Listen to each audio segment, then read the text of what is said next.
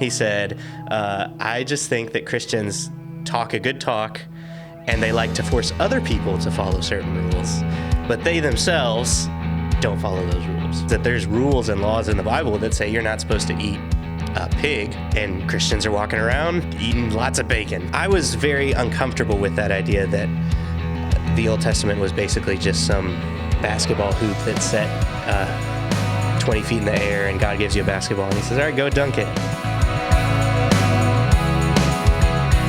Hey everyone, welcome back to another episode of Bible Classroom. This season we are going through the book of Acts. In these two episodes, Nick Griffin, our lead pastor here at Wayfarers, is teaching through Acts chapter 10. This is a great chapter that explains a lot of the reasons why Christians follow some of the laws in the Old Testament and don't follow other laws in the Old Testament. If you've ever had that question, why Christians eat bacon but Jews do not, and why Christians tend to not follow the Sabbath, even though it's part of the Ten Commandments, this is the episode for you. Nick kind of walks through some of the more traditional explanations of why that is not the case, why we don't follow his laws, and then explains how that didn't work for him and how he has a new way of thinking about it that hopefully is more helpful to you guys today. So we hope you guys enjoy. Alrighty. What's up, everybody? Welcome back to the Bible Classroom podcast series that we've been doing here at Wayfarers. My name is Nick. I'm the lead pastor at Wayfarers. I was supposed to be a regular rotation person in this Bible classroom, but we've had several lessons, and I'm just now jumping into it because I had COVID and lots of other things. But I'm excited to finally get to share with y'all today. For this season of the Bible Classroom, we've been going through the book of Acts, which is a book that's really important to us at Wayfarers in general, just because specifically at Wayfarers, we always try to look at the early Christians, what the very first Christians were doing, to inform a lot of the things that we want to do. You know, there's a lot of church traditions and a lot of understanding in the church that will sort of develop over time, but sometimes things tend to go astray, I think, over time. And one of the best ways we can kind of get back to the biblical tradition especially is to look at what the very first Christians were doing. And that's what we see here in the book of Acts. Now, because we're only doing this series over the summer, we're not going through every chapter in the book of Acts. It is a pretty long book that would take us a very long time to go through. So we've just been jumping into different chapters that we think have important and specific lessons that we want to focus on for us at Wayfarers in particular. And so today we are jumping all the way to Acts chapter 10. So I want to read the passage for y'all first, and then we will dive in. So Acts chapter 10, starting in verse 1 says, At Caesarea there was a man named Cornelius, a centurion in what was known as the Italian regiment. He and all his family were devout and God-fearing. He gave generously to those in need and prayed to God regularly. One day, at about 3 p.m, he had a vision. He distinctly saw an angel of God who came to him and said, Cornelius. Cornelius stared at him in fear. What is it, Lord? He asked. The angel answered, Your prayers and gifts to the poor have come up as a memorial offering before God. Now send men to Joppa to bring back a man named Simon, who is called Peter. He is staying with Simon, the tanner, whose house is by the sea. When the angel who spoke to him had gone, Cornelius called 2 of his servants and a devout soldier who was one of his attendants. He told them everything that had happened and sent them to Joppa. About noon the following day, as they were on their journey and approaching the city, Peter went up on the roof to pray. He became hungry and wanted something to eat. And while the meal was being prepared, he fell into a trance. He saw heaven opened and something like a large sheet being let down to earth by its 4 corners. It contained all kinds of 4-footed animals, as well as reptiles and birds. Then a voice told him, Get up, Peter, kill and eat. Surely not, Peter replied. I have never eaten anything impure or unclean. The voice spoke to him a second time. Do not call anything impure that God has made clean. This happened 3 times, and immediately the sheet was taken back to heaven. While Peter was wondering about the meaning of the vision, the men who sent by Cornelius found out where Simon's house was and stopped at the gate. They called out, asking if Simon, who was known as Peter, was staying there. While Peter was still thinking about the vision, the Spirit said to him, Simon, 3 men are looking for you. So get up and go downstairs. Do not hesitate to go with them, for I have sent them. Peter went down and said to the men, I'm the one you're looking for. Why have you come? The men replied, We have come from Cornelius the centurion. He is a righteous and God-fearing man who is respected by all the Jewish people. A holy angel told him to ask you to come to his house so that he could hear what you have to say. Then Peter invited the men into his house to be his guests. So, this is probably one of the most famous stories in the book of Acts. But for us, it is particularly important because I think it answers one of the biggest questions that I hear constantly from people about Christianity in general, and especially as it relates to Judaism. One of my distinct memories from when I used to work at Avenue Coffee was it was just maybe a year or so into us working at the coffee shop. I was working as a barista, and we were getting into the first phase where we were starting to hire on and bring on people who could help out at the shop that weren't part of the original team, that weren't part of the people that helped start the shop. And we had brought on a friend of ours to start helping, a guy who had been a regular customer at the shop for a long time, and we were giving him this opportunity to come and help. And I was doing the process of training him on how to make espresso drinks and steam milk and a few different things like that. And the interesting thing about this guy is he loved Avenue Coffee. He loved what we were about, but he was not a Christian. And not only was he not a Christian, he really wasn't a fan of Christians. And weirdly, he was a fan of all of us that worked at the shop, even though we were all Christians. He liked us, but he was not a fan of Christianity in general. And as I'm sitting there training him, talking about coffee and stuff, we just start getting into a conversation about why he doesn't like Christians. And he gave me a very interesting answer that I had not heard before that, but since then, I've actually heard it really, really, really commonly, which is that he just doesn't believe that Christians practice what they preach. He said, I just think that Christians talk a good talk, and they like to force other people to follow certain rules, but they themselves don't follow those rules. And I was like, that's an interesting thing. Give me an example. What do you mean? And so he proceeded to tell me about how there are verses in the Bible that talk about how you can't wear clothing that has multiple types of fabric woven together, multiple types of thread woven together. So like a polyester cotton mix of clothing would violate that law in the Bible. And he sees Christians walking around all over the place wearing mixed thread clothing. And he followed up by saying, the famous thing is that there's rules and laws in the Bible that say you're not supposed to eat pork, and Christians are walking around eating lots of bacon constantly, having no qualms about it in any way. And he just said that to him, that just showed as an example. Christians claim that we want to follow the Bible, we want to do what God says in the Bible. But he said, but then look at these rules that God puts out in the Bible, and they don't do those. They just ignore them. So this may have been something you guys have heard. I'm curious, have you guys ever heard people bring up that specific point? Not a specific point, but yeah. The idea that people don't follow what they preach, like they're hypocrites. Right. You know? Hypocrites. Yeah, that's the word. Yeah, definitely.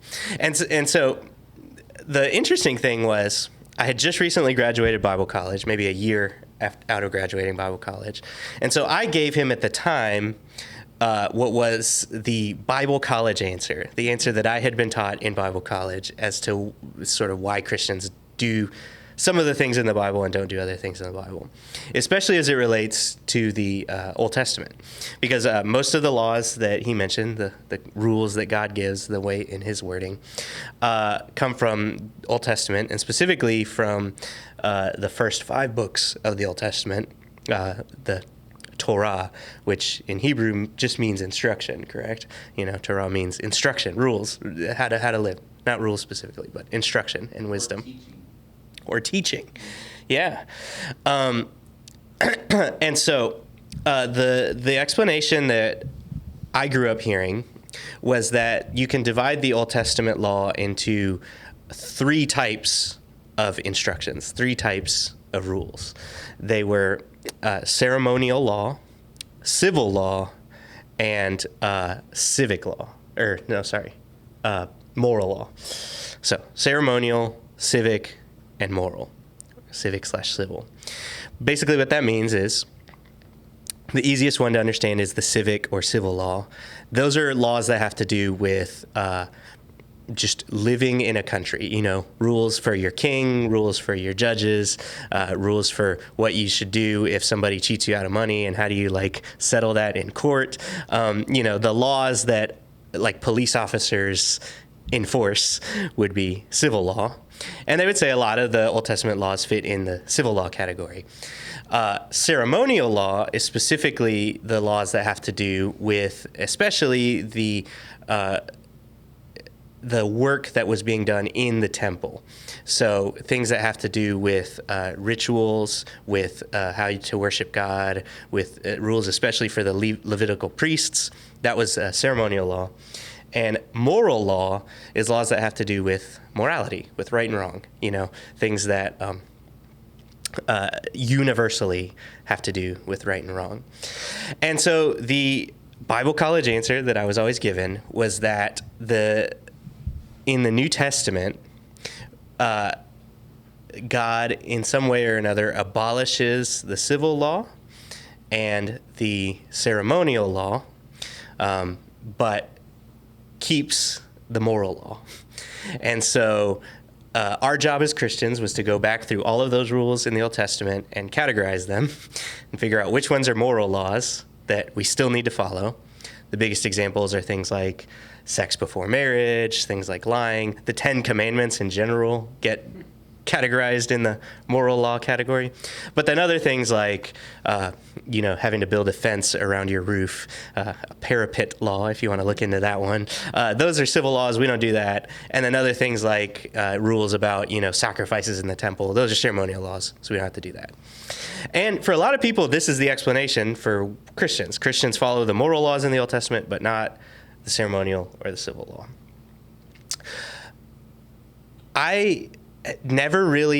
That answer was always satisfying for me until this moment when I was explaining it to my friend in the coffee shop. I remember that it was the moment it hit me right here. As I'm explaining it to him, I was like, this doesn't sound right. That doesn't make sense to me. And it was this weird moment where I was explaining it to him, and as I'm explaining it to him, I'm actually convincing myself that it's not a good explanation, in that moment. And it was weird because it satisfied him. He was like, oh, okay, that's an interesting answer. It's a good answer. He was surprised that I actually had an answer for it. He had never heard anybody who had an answer.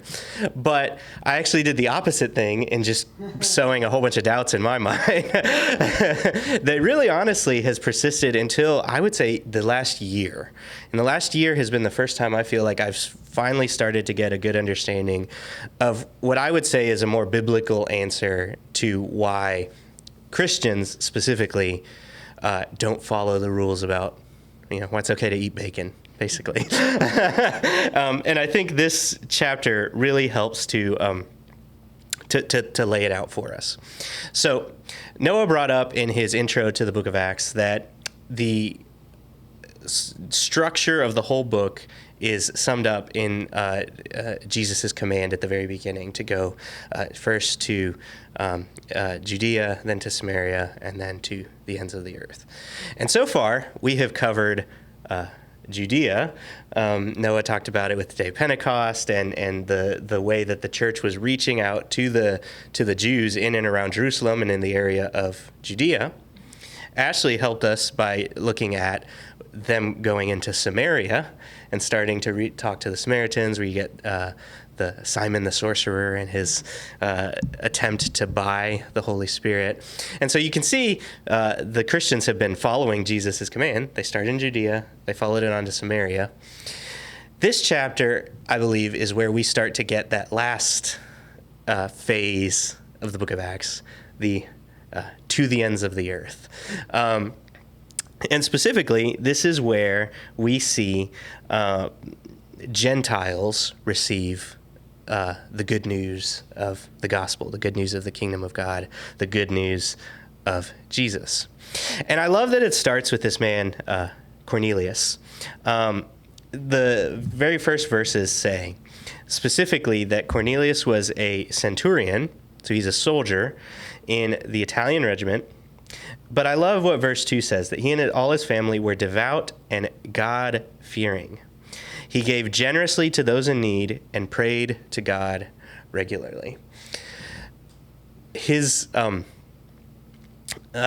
sort of righteousness is something that I think is really important for us to focus on a little bit, especially in the context of this whole book, the whole book of Acts. Something I'm just going to throw out there for you to just continue to notice as we go through the rest of the book, is that the book of Acts is really introducing the tensions that you started to see in the church between the Jewish Christians, who were the first ones to believe in Jesus, who were of Jewish descendants, and the Gentiles, the ones who came to believe in Jesus later. And this tension is something that was going to exist for the next several years of the church. And unfortunately, this tension is, I think, what eventually blossomed into modern anti-Semitism in some form or another. The book of Acts is really showing us this tension constantly over and over again between the Jews who are confused about how does this message about Jesus and the kingdom of God, how does it fit in with their understanding of what God was going to do, and the Gentile Christians who are coming along later on, not of Jewish descendants and not themselves even kind of familiar with the law. And you start to see these tensions start to come up between the Jews and the Gentiles in the book of Acts, and really throughout the rest of the New Testament. That tension is kind of in the background of almost every New Testament book. It has really helped me to start to understand a lot of the New Testament books more, understanding that just in the background of pretty much every single one of these books, just understand that in every single one of these churches, there was a group of Jewish Christians and a group of Gentile Christians, and they were having some disagreements about what was going to be the way to faithfully follow God. And as I have gotten older, I think I have started to empathize with the Jewish Christians a lot more than I did whenever I was younger, because you can understand how it would have been confusing to them. You know, they believed that they had directly heard from God. They believed that they had the words of God specifically, and God had given them this teaching, this Torah, this instruction about how to live. And suddenly, when Jesus comes as the Messiah, you start getting certain people who are coming along who claim to also have heard from God, and who are starting to tell them, you don't need to follow that anymore. You don't need to do that anymore.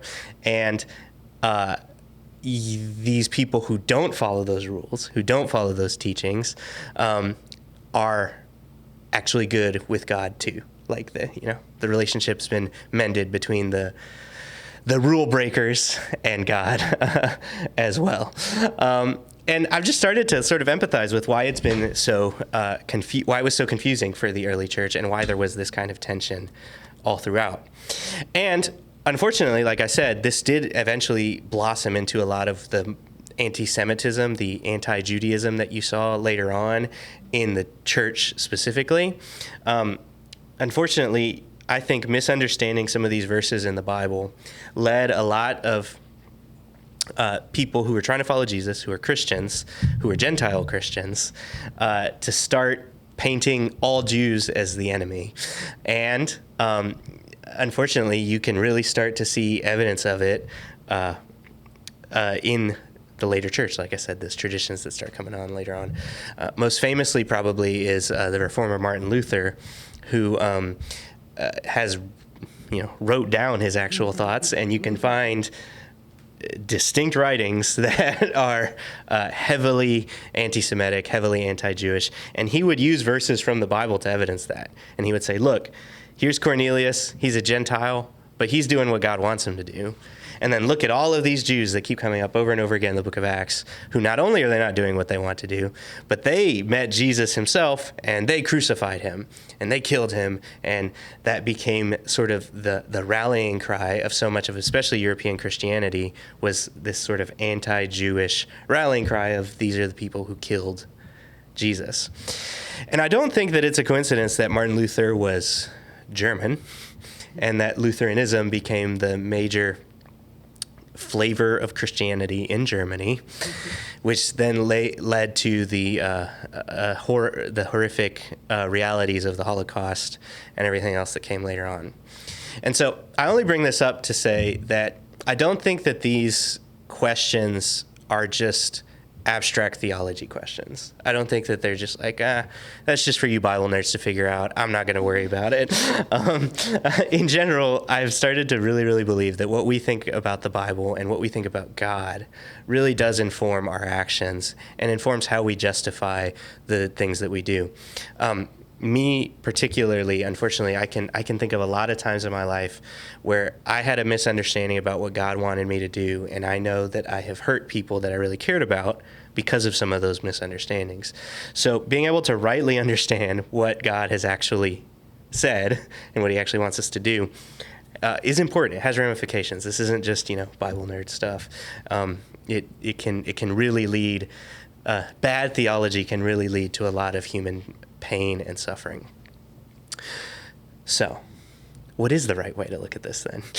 What is the correct answer? I'm going to have to be a little humble here and tell you I'm not sure I fully know yet. I'm not going to be giving you the final answer here today because, like I said, it's really only in the last year or so that I feel like I'm starting to get a better answer than the one that I grew up hearing in Bible college. But I don't think it's a final answer by any means. But a lot of it really started with a couple of things that I started studying. One, I started studying this exact passage in the book of Acts, because this passage is the one that gets used most often to defend, especially why we can eat bacon, why we don't have to feel bad about it. And it's specifically in verses 9 through 20 when you get Peter, he gets this vision of this sheet that comes down. And on it, verse 12 says that it contained all kinds of four-footed animals, as well as reptiles and birds. And Peter hears this voice, and he says, "Get up, Peter, kill and eat." But Peter's answer here, it's so typical Peter. It's just over and over again, you always have Peter. He's like the well, actually apostle. He's like, he's just kind of I don't think you know what you're asking, God. Let me set you straight a little bit here. And so Peter, I don't know if he thinks this is a test or something like that, but he says, "Surely not, Lord." Peter replies, "I have never eaten anything." And then these are the very important words here: impure or unclean. In the original Greek, these words are akatharsos, and I forgot the impure word. Give me 1 second.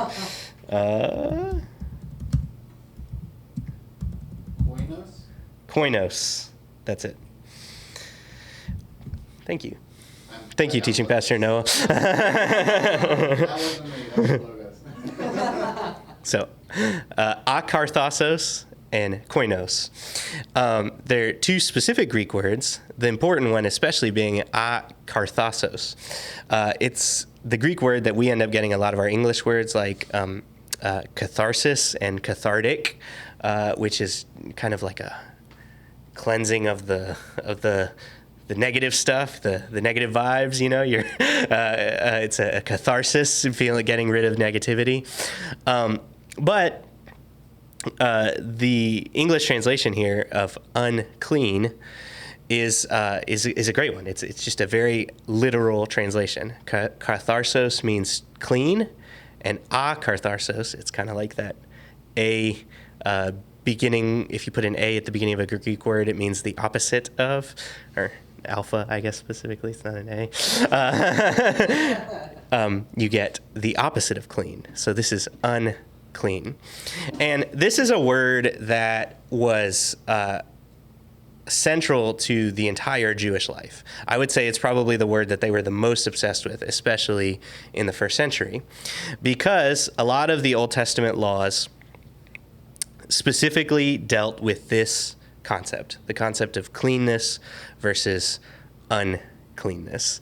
And if you go back and you read some of those laws, like the one about eating pork, and especially if you read it in the Septuagint, which is the Greek version of the Old Testament that the first century Christians were reading, it specifically says you shouldn't eat pork, you shouldn't eat pigs, because they are akatharsos, they are unclean. And I've heard a lot of Christians try to make arguments about like health arguments related to some of that, like that it's unhealthy to eat pork, and that like pigs are I don't know, gross. They eat slop. They eat gross things, and that's why they are unclean. But the reality is that the unclean rules that you go to, if you look up just that word akatharsos in the Septuagint, Greek New Testament, you're going to find a lot of things that we're just kind of like, what is that about? Like the most awkward one to talk about is just any sort of genital discharge. So it's women going through their cycle, through their period, or men, I don't know, having a wet dream and waking up with some sort of genital discharge. Those make you unclean, specifically. That's the word it uses, akatharsos. And for a lot of us, it's kind of confusing. We're like, what? That's like a natural thing. Like, what in the world makes that unclean? What's the big deal with a lot of that?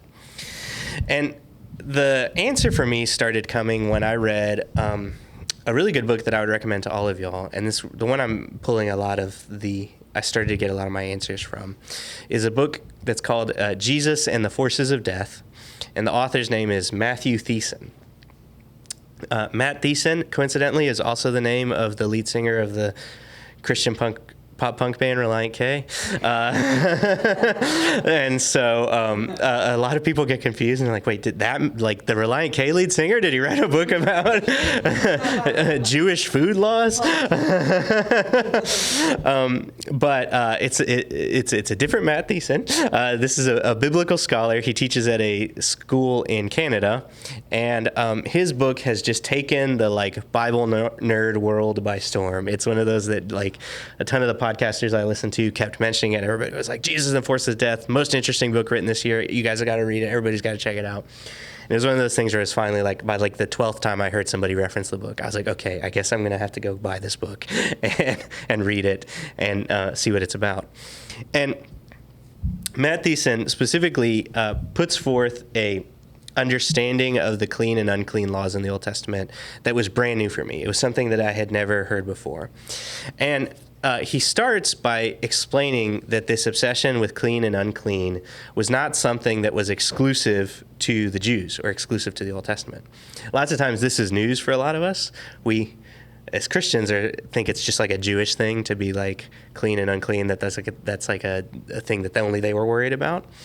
But Matt Thiessen shows through a lot of examples that the entire ancient Near Eastern world was very obsessed with this idea of cleanness and uncleanness, especially as it related to the worship of deities and the worship of gods. In their entire culture, they had this idea that all of the gods were somehow pure and holy, set apart and clean in a way, and that we as human beings were defiled and unclean, and that before we were going to enter the presence of any deity, you had to specifically avoid the things in life that would make you unclean and go through various rituals to clean yourself off before entering the presence of a deity. And each culture had kind of its own set of rules that have to do with clean and unclean laws. He mentions some rules that the Egyptians had about things like onions were unclean in their world. And so they would avoid eating onions because they viewed them as unclean. Personally, that sounds like a very terrible life to me because I love onions. I almost feel like I would miss onions more than bacon. So they had rules about like onions being things that made you unclean. And then even like the Greeks, the Gentiles that would have the most interaction with the Jews, they also had rules about like genital discharges and blood and different things like that. They also viewed a lot of those rules as making you unclean. And Matt Thiessen points out that even like the pork unclean thing, lots of times we think that's something that's exclusively Jewish. And he even showed there's some other cultures that had that same idea that pork was unclean in some form or another. And so basically the reality is all of the cultures of that day and age, this is the way they thought. This is the way they looked at things. This was something that they were all concerned with. And what we have in the Old Testament is we have specifically the ways that the Jewish people were navigating these things about these sort of difficulties about how can we as unclean people enter the presence of a holy and pure God. And the big question that I still had, especially when I started to read some of this, is like, you know, if the Egyptians are like, yeah, onions are unclean, I'm like, I don't really care what the Egyptians say. Like, I'm gonna eat onions anyway. It's like I'm not that concerned about what some Egyptian rules are for it. But a part of I do firmly believe that God was behind the rules that were given to the Jewish people, you know. And so if God says that pork is unclean, then why is that still true? You know, like, is that something that's still the case, or kind of what was going on behind there? What's that? Apparently not with this verse. Exactly. Apparently not, because you have the voice of God telling Peter to get up and eat animals that he, based on the also words of God, believed were unclean. Well, kill them first. He needs to kill them and then eat them. Yeah, you're right. He's not a. It would be a little hard to just sink your teeth into a pig running around or something like that. Also, it's wild to me that it specifically mentions reptiles and birds too. Like, I just have this vision of like Peter like biting down on an iguana leg or something like that. Like, I don't know what is going on here. But this is a confusion. It kind of, that all of us have. It kind of sounds like God's talking out of both sides of his mouth. You know, like on one hand, he tells you guys, if you want to be clean, if you want to enter the presence of a holy God, here's how you avoid getting unclean. And on the other side, he says, never mind. You go ahead, just eat the iguana.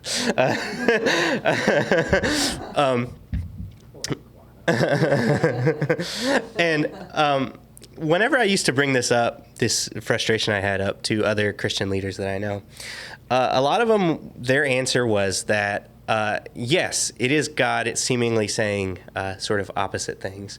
But their explanation was that the purpose of the Old Testament law was not had nothing to do with like actual morality or anything like that.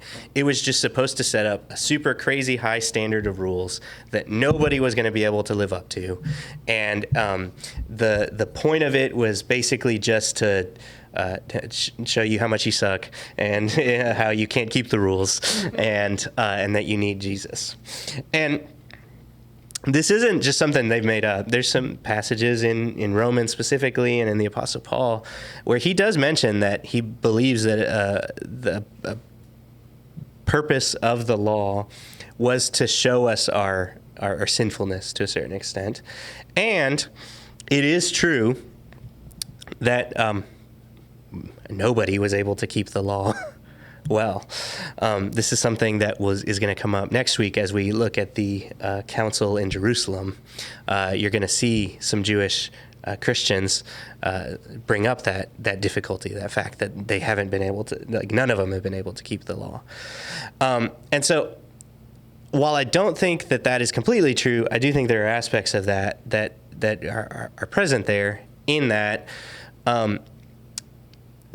we are all sinful people. We have all sinned and fallen short of what God has asked us to do. But I think it's important to remember that Paul himself also says that it's not just the Jews that couldn't keep all of the rules. He actually says it's the Gentiles the same way. In the first chapter of Romans, he actually says, even though the Gentiles didn't have the Torah, they didn't have the actual rules, they had enough of an understanding of what God wanted them to do. They had enough sort of conscience rules in their brain, and they still failed at keeping those rules too. And so the reality is, whether you had the law or not, I think everybody was going to discover at some point or another that we're all terrible people. And we have all sinned in some form or another and fallen short of the glory of God. And so I was very uncomfortable with that idea that the Old Testament was basically just some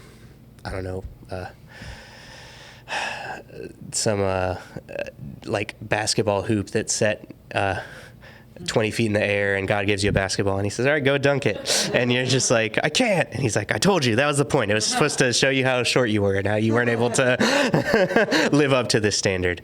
That was just never satisfying to me for a lot of reasons, but especially because it just doesn't feel like it fits with the character of God to me.